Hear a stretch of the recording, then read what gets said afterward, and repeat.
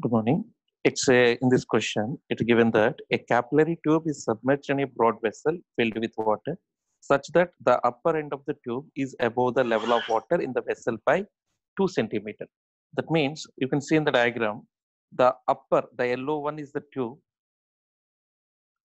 which was 2 centimeter above the water level, 2 centimeter above the water level. And here they given that internal radius of the capillary tube as given as internal radius of capillary tube is given as 0.5 millimeters. That means the internal radius we can represent as here. Uh, this was internal radius of capillary tube is 0.5 millimeter. And also we need to calculate the radius of meniscus of the capillary tube, considering the wetting is not complete. Generally, there is a relation between radius of capillary tube and there is a relation between radius of meniscus. If there is a relation between smaller radius of capillary tube and capillary radius of meniscus, theta, angle of contact. That relation is already known to us like this. Suppose let's assume a tube and it was the meniscus and it was a meniscus such that if I extend this meniscus, it will form complete. It is the center. This will be capillary. Now here radius of the meniscus is smaller, so that angle of contact is theta, so that I can say cos theta is equal to small r by capital R. Therefore, capital R is equal to small r by cos theta. That means radius of meniscus is equal to small r by cos theta. But here for pure water, angle of contact is 0 degrees. For pure water, angle of contact is 0 degrees. Pure water and glass, angle of contact is 0 degrees. Angle of contact is 0 degrees. Now here we need to check for this configuration, for the given data, how much height actually the liquid will raise in the capillary tube. The actual height raised by the liquid in capillary tube we need to calculate here. That means actual height means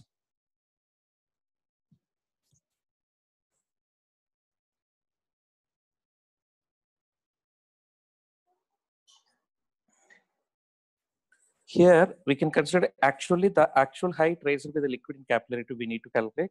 For that one we will use surface tension T equal to HR rho G by 2 cos theta.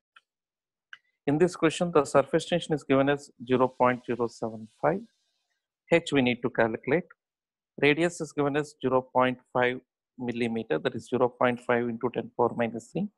Density is 10 power 3, G is 10 divided by 2 into cos 0.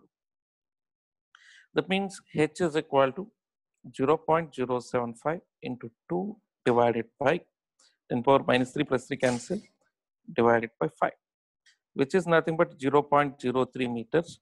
We can say as 3 centimeter. Now the problem will come here. Here the tube is of insufficient length. How we can say it is a tube of insufficient length? It's very simple. Actually the length of the tube is available here only 2 centimeter, but the liquid can raise up to the height of 3 centimeters. That means it can raise up to 3 centimeters, but available length is only how many centimeters? 2 centimeters. Then what happens? This is the situation called as tube of insufficient length. In case of tube of insufficient length, the liquid will not overflow. The liquid will reaches to the top edge of the tube and angle of contact is adjusted such that the liquid will not overflow. That means actually in case of glass and pure water, the angle of contact is 0 degrees.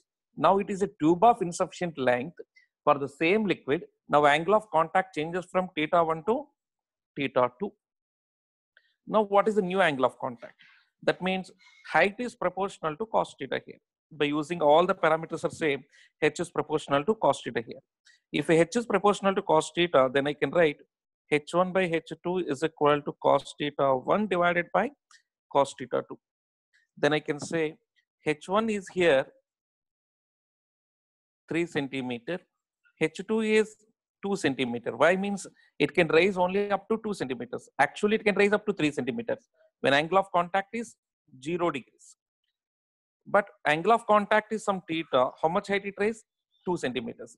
So that cos theta is equal to 2 by 3. Cos theta is equal to 2 by 3. New angle of contact is 2 by 3 such that it can rise up to there.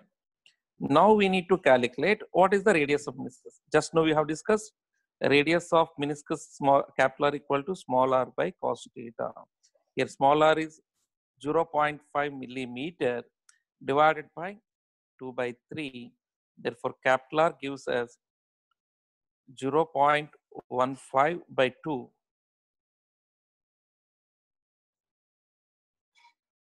So it's given as 0.5